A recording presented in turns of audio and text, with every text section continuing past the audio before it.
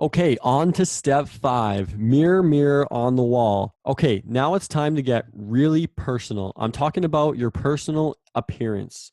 This is a touchy subject and it always rubs some people the wrong way when pointed out. Take 2 or 3 people walking on the street. Decide who would be most successful based on their appearance. Is it always the well dressed, well groomed, professional looking person who wins? A lot of people complain that this is shallow and it is not fair. They're right, but whoever said that life is fair?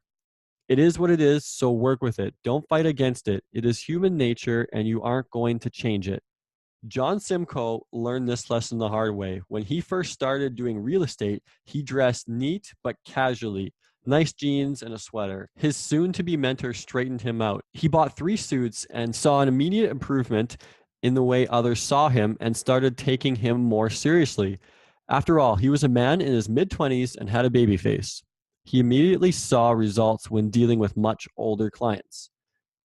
People get stuck in the fashion at the point when they were most sexually active. This is especially true for men. We get stuck where we got noticed the most, hence the 44-year-old guys with mullets, long stringy hair, etc. Hence the 44-year-old guys with mullets and long stringy hair.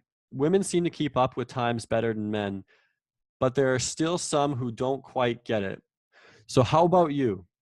What can you do to improve your image? Dress for success. For men, this means a good suit that fits well. It doesn't have to be $5,000, but it shouldn't be a $3, $4, $200 deal either. Go to a reputable men's clothing store in your town and get set up. Then anytime you're in a business type of situation, chamber of commerce function, seminar, networking, etc., wear your suit and good shoes.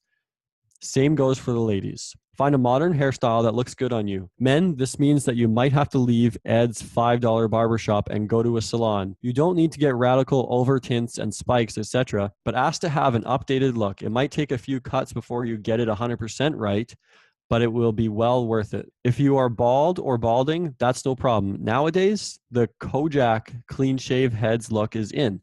So if you've only got a bit, you might consider taking it all off. You may want to hire a professional image consultant to help you with this, as they know what you need better than you do, and they have fresh eyes. So for this exercise, answer these questions honestly for yourself. Do I dress for success when it counts? Am I conscientious and ensure I am well groomed and presentable?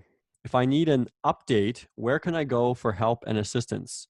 Who do I know who dresses well and looks sharp? Ask him or her for advice. Now, I want to point out that when it comes to online business, things are a little different these days because in online, you're not necessarily going out to meetings and networking and hotels and big events and stuff like that because you're spending a lot of your time on your computer. But that doesn't mean you shouldn't be well groomed, because there will be times when you need to go out to events and you should be prepared for that. If you are an entrepreneur, it's going to happen.